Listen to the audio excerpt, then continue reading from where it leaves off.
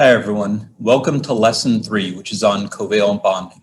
So in our previous lesson in ionic bonding, we talked about how electrons were transferred from one atom to another, creating a positively charged and a negatively charged ion. What we're going to do today is look at some examples where the electronegativity differences aren't as great, and as a result, electrons are shared between two atoms. So the first thing that I want to talk about is what a covalent bond is. So as you can see on the screen, a covalent bond is chemical bonding that results from two or more atoms sharing electrons. In the first example, you'll see the molecule hydrogen.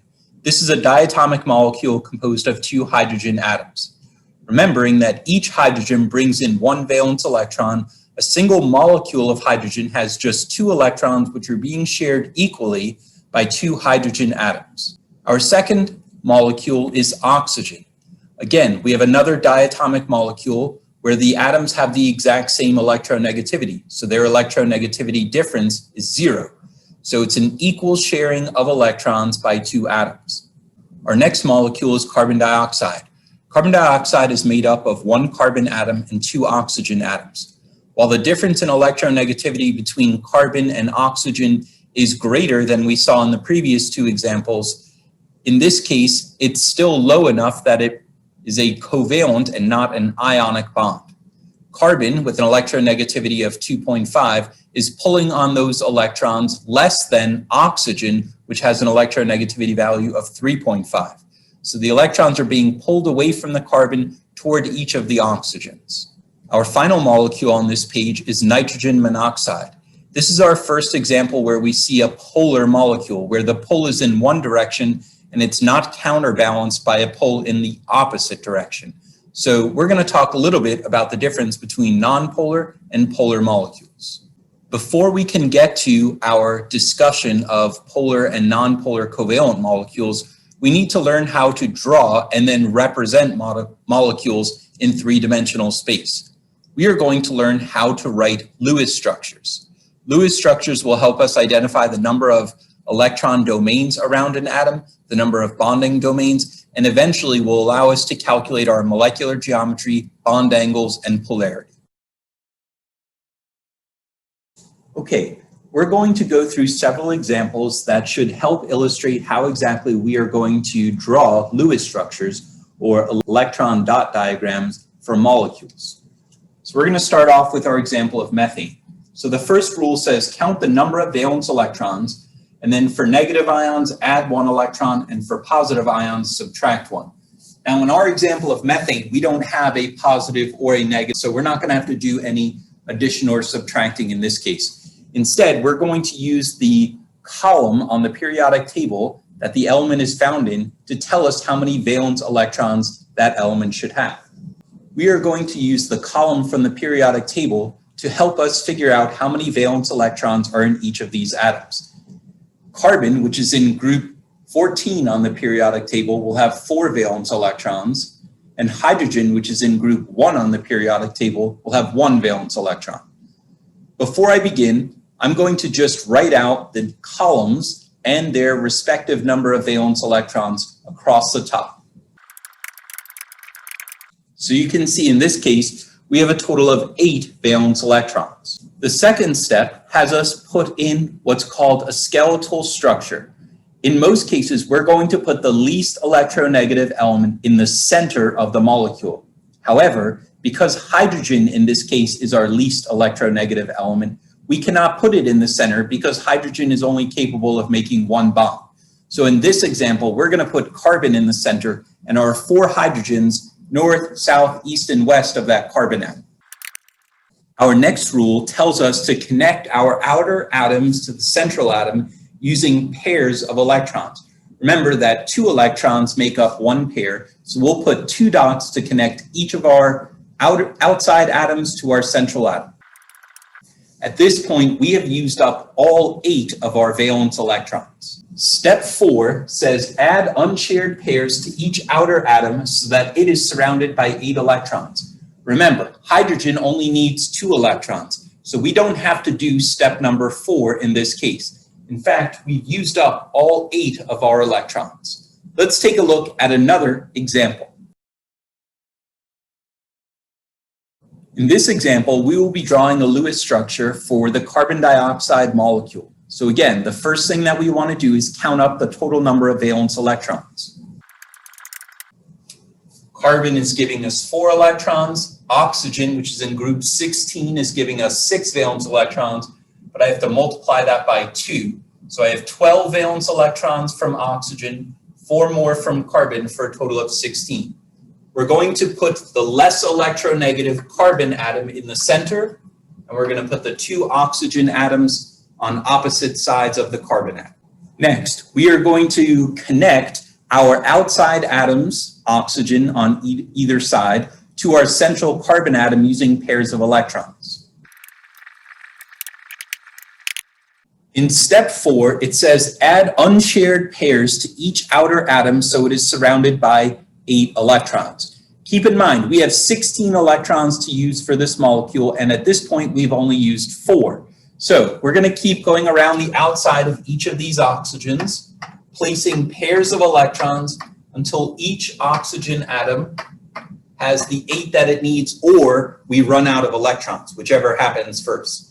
In this case, we have now placed all 16 electrons. 2, 4, 6, 8, 10, 12, 14, 16.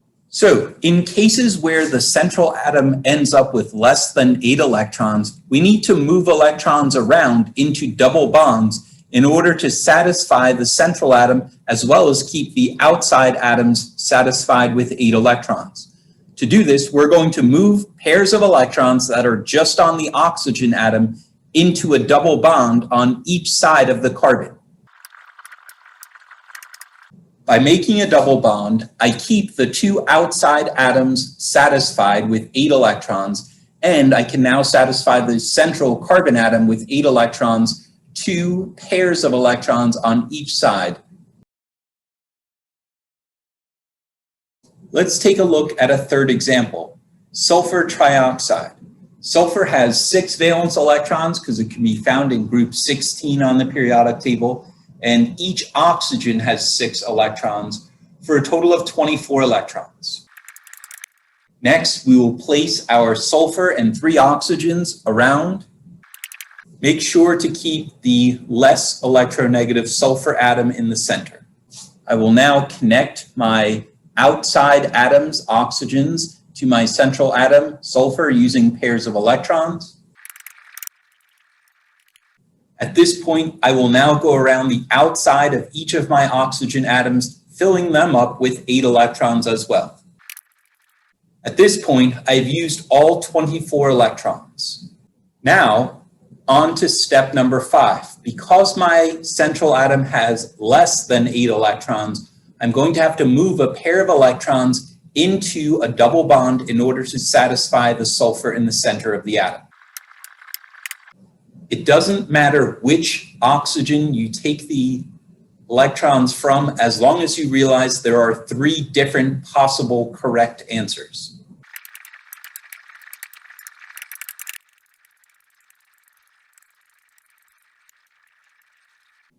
Resonance structures are equivalent forms of the structure where that double bond has been moved to the 3 different, in this case, possible locations. So up at the top right, you can see the example that we took from the previous page. When I moved those electrons into a double bond, I could have picked one of 3 different oxygens. Here's another option I had for creating a double bond with the oxygen on the top. And here's a third option with the double bond to the oxygen on the right side.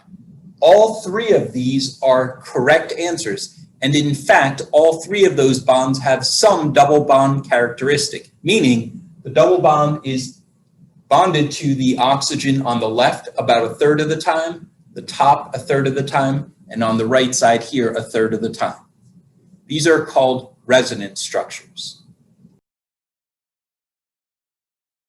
In our final example of writing Lewis structures, we're going to take a look at the nitrate ion, NO3 with a 1- charge. So again, we're going to identify the number of valence electrons by identifying where that element is on the periodic table.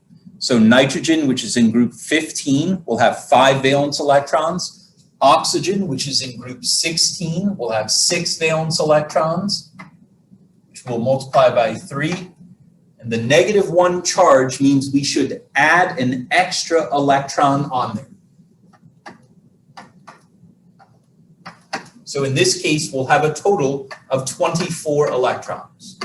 As we did before, we're going to put our less electronegative nitrogen atom in the center and our 3 oxygen atoms around it. Our next step is to connect the outside oxygen atoms to the central nitrogen atom using pairs of electrons. Once again, we're going to go around the outside of the more electronegative oxygen atom with electrons placed in pairs until all 24 are used up. So at this point, I've used up 2, 4, 6, 8, 10, 12, 14, 16, 18, 20, 22, 24. At this point, I've used up all 24 of my electrons, but the nitrogen atom in the center is still not satisfied. At this point, in order to satisfy the nitrogen atom in the center of the molecule, I'm going to need to move a pair of electrons into a double bond. In this case, there are 3 equivalent options for me to do this. So I'm going to choose the one on the left side, and I'm going to acknowledge that there are 2 other possible correct answers. Now, I'm not going to make you draw out all 3 examples. Instead, I will be content with you just acknowledging that with a simple statement. Remember, we only have to do this when we're making a double bond and we chose one of 2 or more possibilities. So in this case, there are 2 other correct answers, one with the double bond here and one with the double bond here. Lastly, when you have a molecule that has a charge, when you have an ion, you have to put that Lewis structure into square brackets like this, and then show the charge on the ion outside of the square brackets. The conversation on formal charge is going to be for my accelerated honors students only. If you are in honors or CCP chemistry, you can actually log off and try your writing Lewis structures practice problems. If you have any questions, please stop by office hours. For my accelerated honors students, there's one more caveat to writing Lewis structures that I need you to be aware of, and that is something called formal charge. Formal charge is the actual charge experienced by an atom in a molecule. In most cases, our formal charges are going to be 0, which they should. However, in a few cases, we'll get formal charges that are not 0.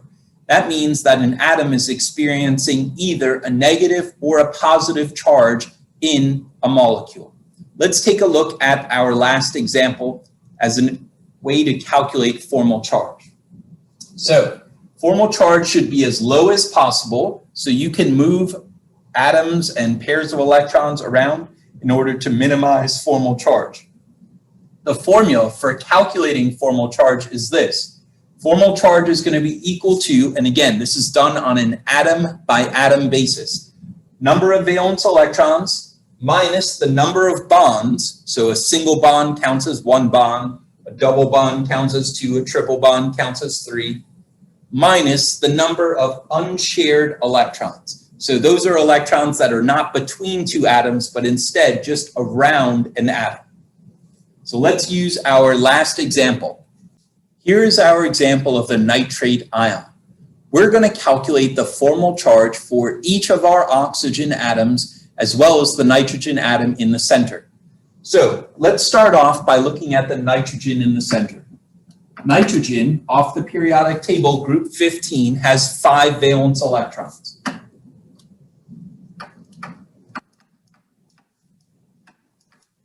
In this case, our nitrogen atom is making 1, 2, 3, 4 bonds.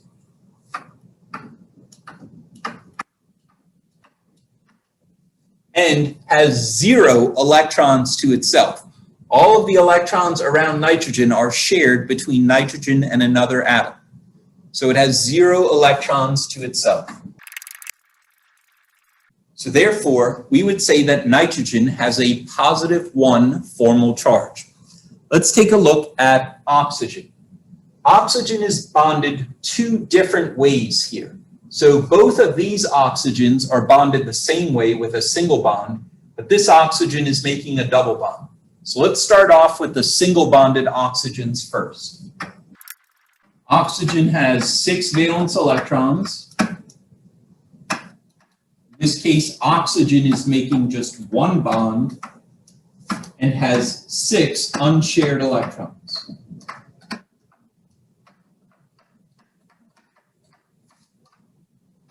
Giving it a formal charge of -1. Finally, the oxygen making the double bond.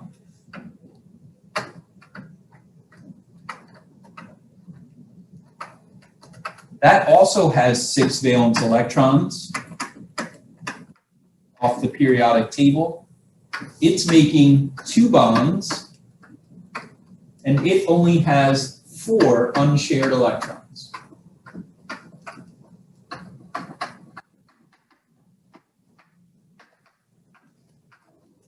Giving it a formal charge of 0.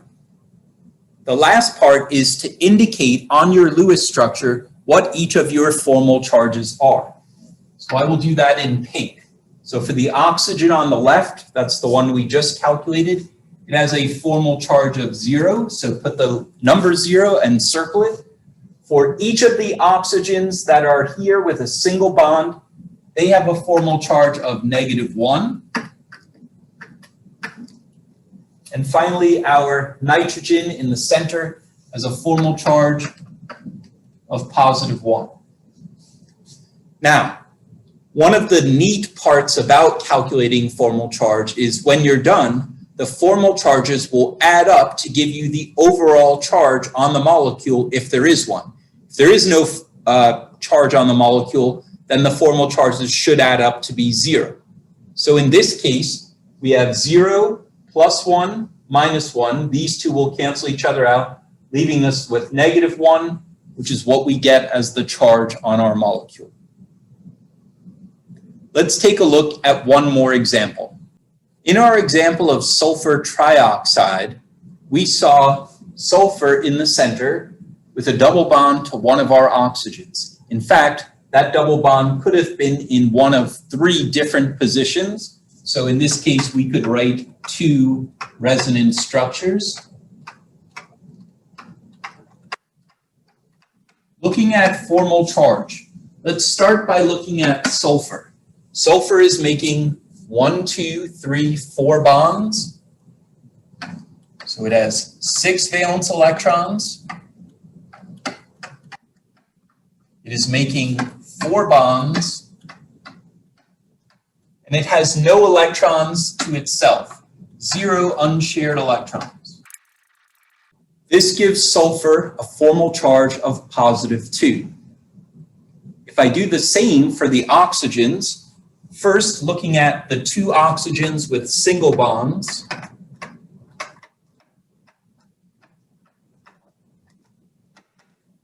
I have 6 valence electrons, -1 bond, -6 unshared electrons.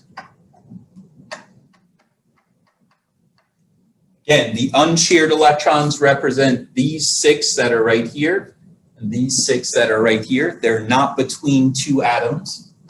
So in this case, I wind up with a formal charge of -1.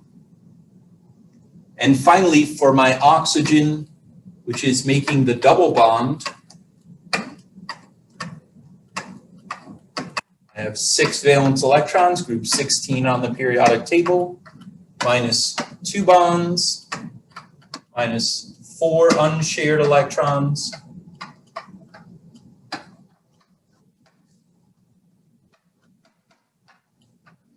equals a formal charge of 0.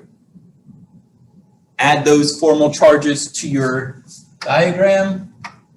0, -1, -1, +2.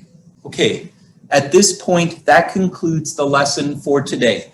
Please consider stopping by office hours if you have any questions. I'd be happy to help. You can also post a question in the discussion board and earn an extra credit for posting it, or earn an extra credit point for answering someone else's question. I hope everyone has a great week, and I'll see you soon.